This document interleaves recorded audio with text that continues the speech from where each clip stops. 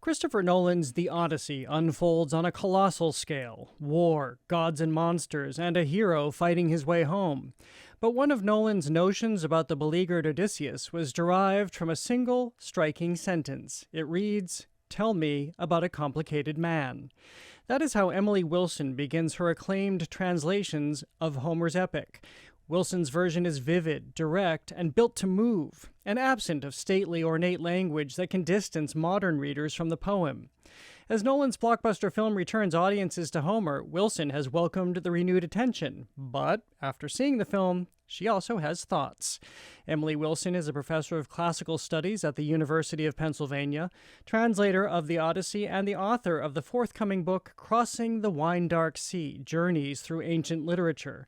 Emily Wilson, welcome to The Culture Show. Thank you so much for having me. It's great to be here. Well, it's great to have you here. This is an exciting moment because it allows us to investigate why we love the Odyssey, why thousands of years of societies and readers and listeners love the Odyssey. What drew you to it?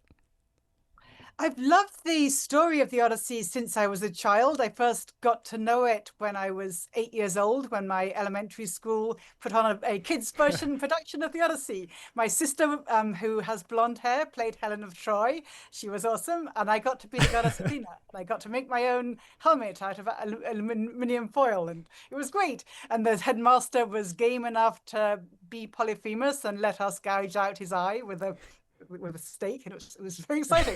So it's an exciting adventure story on one level in terms of the kids' retellings, but of course that's only part of what the original poem is. I mean, it's actually this really profound meditation on what home is, what it is to be at home or away, how communities and families fracture and get recombined. The strange, the other, and the familiar, and about what it is to be multiple, as Odysseus is in this poem. If you could explain how you saw your role as translator. I think for many people it's still kind of confounding how you do this work and how you use the source material to produce what you've produced. How did you see your role as you dove into it? I felt that for any literary translator, you have to think through which elements of the original work of literature, poetry, or prose do I most want to try to convey, and how can I do that with this impossible challenge of use none of the same words and yet have it be exactly the same. That's clearly impossible, and yet translators do it all the time. There's this attempt at doing this heroic, impossible feat. With the case of a retranslation, I felt there was a further responsibility to think through, does the world need another translation of the Odyssey? So I reflected on my experiences as an instructor of undergraduate students. I've used multiple different pre-existing translations with my students teaching the Odyssey in translation and other ancient literature. And I thought through, are there elements of the original that aren't really getting across in these translations that I've used, much though I admire many of them. I mean, it's not like I thought any of them were entirely bad, but of course you can't do everything at once in a single translation. So a couple of the things I felt were missing.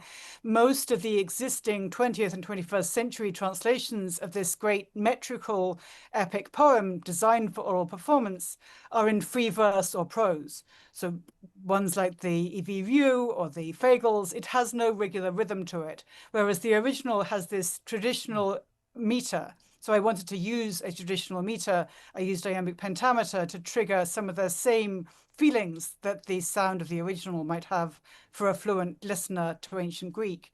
And then I also felt that the proto-dramatic qualities of the original, the way there were these multiple voices, multiple perspectives, and also there's this rapidity and vividness to the storytelling. The syntax is actually quite simple and direct. So I felt those qualities of it's dramatic, there are many voices, it's speedy. My students would sometimes say, oh, this was kind of boring, I couldn't get through the reading. And I think, how could that be? It's Homer, it's not boring at all. And then I would realize, oh, it's because the translation was twice as long as the original and made it seem boring when it shouldn't be boring. Well, it's a good moment to get into your own language. You very intentionally chose a more modern style, more contemporary style, as I mentioned in the introduction, absent of the stately, ornate language that it seems translators have felt compelled to reflect in at least 200 years of translation. Was it audacious for you to do that? Was it more responsible for you to do that? I know that a lot of the coverage and maybe many readers think that I'm really a modernizer. That's not at all how I see myself. I mean, I see myself as in some ways more like a 19th century translator, that I'm actually trying to do this quite small c conservative thing of using traditional meter and also avoiding quite a lot of the slang and, as I see them, kind of cliches that are prominent in many of the most famous existing translations. So I wanted to convey the poetic qualities, the alliteration, the assonance, and also the clarity and directness of Homeric verse. But I don't think clarity is a modern thing. I mean, Homer is clear in the original. It's not that modern people invented the idea that some kinds of poetry should feel really direct and get to you emotionally. That's actually something which is already there in Homer. Well, let's go to the content. As you were working with this material, was it a revelation who Odysseus turned out to be, or was he aligned with the man that you thought he was as you entered into this project? Yeah, I mean, I've been reading the poem for decades before I started work on this translation. So in some ways, it's hard for me to reconstruct what did I think about Odysseus 20 years ago versus what I think now. But of course, the longer you spend with a great poem like the Odyssey, the more different layers open up. I mean, I think to me, more of I already was fascinated by Odysseus. I've always been fascinated by Odysseus.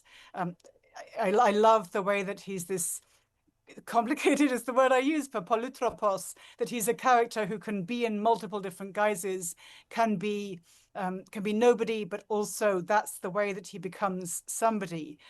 So this combination of hiding either within the Trojan horse or under the sheep or in the disguise of the beggar or on the island of Calypso, whose name suggests hiding. And yet all of that is in service of, this is how I defeat time. This is how I win myself an everlasting name. So he's both always undercover, but that's because he always wants to be out there and named forever. I love that paradox. And I love the fact that he's so defined as so tricksy, so intelligent, such a storyteller. I mean, as somebody who loves stories, I love Odysseus, and as somebody who, I'm an academic. I like smart people. I like that Odysseus is smart and funny too. I wonder, to the extent that world affairs, how they play into a translation or into a perception, because I have noticed within the last 10 years, especially as we've seen theatrical adaptations of the Odyssey, there is more of a focus on Odysseus as a man who is suffering from post-traumatic stress disorder.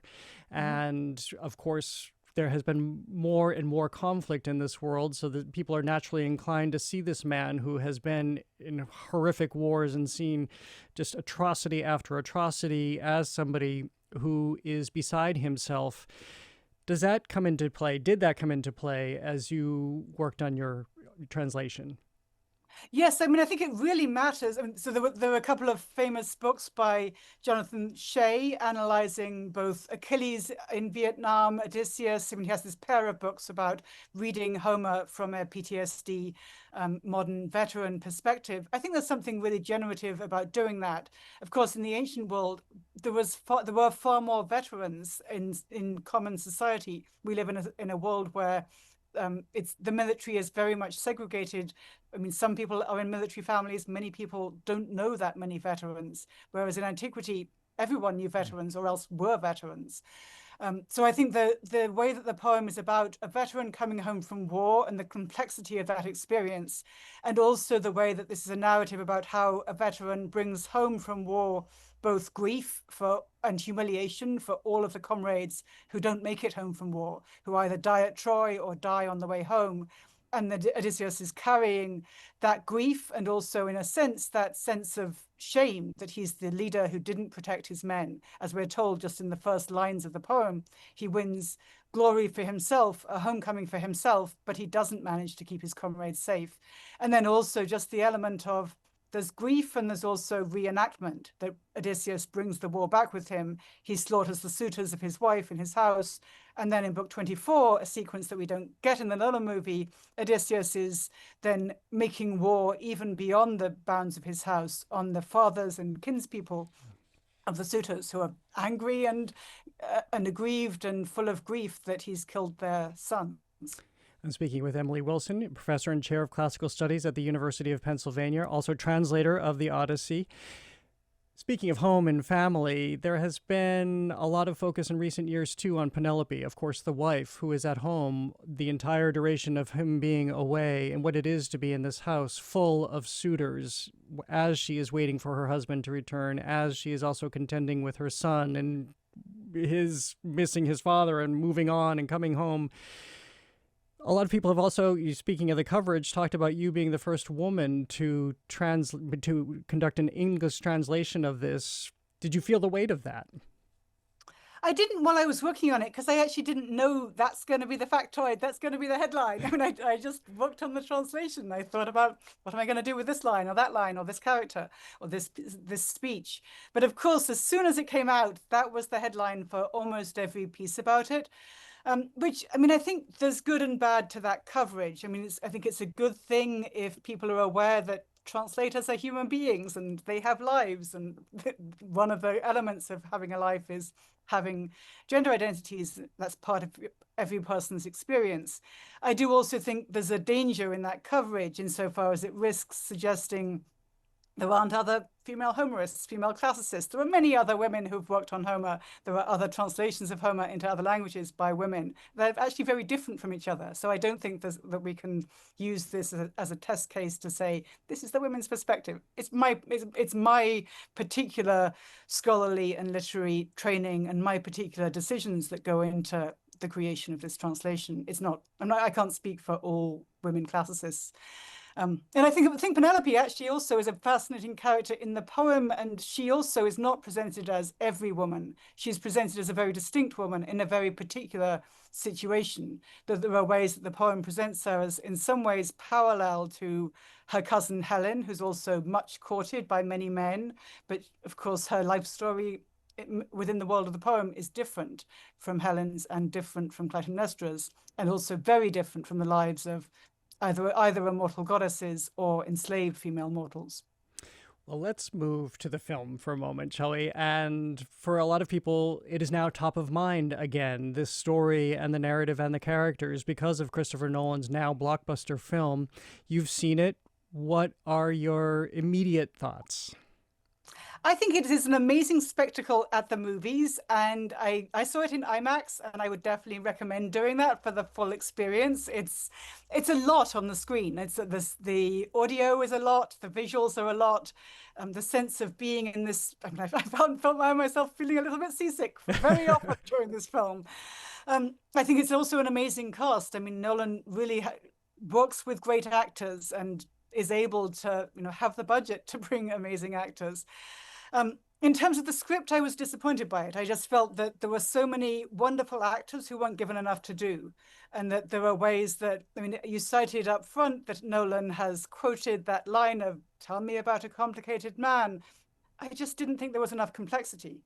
I understand the challenge of condense it into 3 hours, but there are other dramatic adaptations and cinematic adaptations of the Odyssey, including The Return from 2024, including several Athenian tragedies, which are shorter than Hollywood movies, that have a lot more layers to the characterization and the narrative than I felt this movie did. So I felt it has gestures towards something very big, and I think it's very big in terms of its spectacle, but I would have liked it to feel big in terms of, you really broke my heart, you made me cry, you made me feel big feelings, and that was what I felt was missing here. What about the role of the gods? You talk about this in your notes on translation too. I felt, anyway, this is the first time I'm talking on air about it, that we don't necessarily feel their presence in any completely profound way. Yes, I mean, one moment I really liked in the film was when Zendaya says, when Matt Damon, Odysseus, says to Zendaya, who sort of is Athena, why can't gods speak in a language that mortals can understand? And Zendaya says, who doesn't understand thunder, fire, a child's cry? That might be, I hope that's roughly speaking the quotation. I felt that was really beautiful, and I felt the movie in some ways was teaching us that the soundtrack is the gods, the spectacle is the gods. And then we also have this repeated invocation of Zeus's law. So there's an idea that mortals respect gods. that was a way to do it. I mean, I felt that the movie wasn't totally consistent about, are we supposed to think the thunder really is Zeus, or is that what superstitious mortals think? Yeah. Final question for you. It occurred to me, too, as I was watching this and knowing that so many liberties have been taken, but at the same time, this follows in this storytelling tradition started by Homer. How do you look at a film treatment that is trying to serve Hollywood and serve a summer blockbuster audience, but also continue forward the story of the Odyssey? Yeah, absolutely. I mean, the Odyssey is already itself an adaptation of a very long pre-existing oral storytelling tradition. The stories from Homer were already being adapted by Athenian tragedians in the 5th century. There have been multiple, novelistic, dramatic, cinematic retellings of the Odyssey. Nolan isn't the last. He's certainly not the first. So I don't. There's absolutely nothing wrong with Nolan reinventing the Odyssey as a Nolan film, which I think is exactly what he does here. I mean, I think in some ways this is a fusion of Dunkirk with all of those scenes of near drowning and its survival, but that's a triumph. And it's Oppenheimer. Here's this guy who's made this terrible weapon of war, and he feels agonized about it. I felt that I honestly didn't love either of these films, and I think some of my sense of this is a trio of films about war, which really focus in each case on only one side of war. And in the case of Oppenheimer and the Odyssey, really just one character, the agonized creator of a weapon of war. I just would like a slightly bigger vision. Even if you only have 3 hours, give us a little bit more of other characters, including the victims of war. Well, Emily Wilson, I wish I had 3 hours to speak with you, but hopefully we can continue this conversation. I love that, yes. Yeah, as I mentioned, you have a forthcoming book. We'd love to have you back on the show to talk about that, too. Thank you so much for being with us today. Thank you so much. I didn't read anything. I was going to read the Trojan horse bit. I know. We'll have to do that next time. No, and I was Unfortunately, we're out of thinking time. your whole set of questions about PTSD, that was the perfect passage for that. I should have somehow got it in. Okay. It's too late now. We're having okay, we're live on the air. Okay. We're having notes about the interview on the air, but I appreciate that. Thank you so much. We're in your classroom now. All right. Emily Wilson is professor and chair of classical studies at the University of Pennsylvania, translator of the Odyssey, and the author of the forthcoming book, Crossing the Wine Dark Sea: Journeys Through Ancient Literature.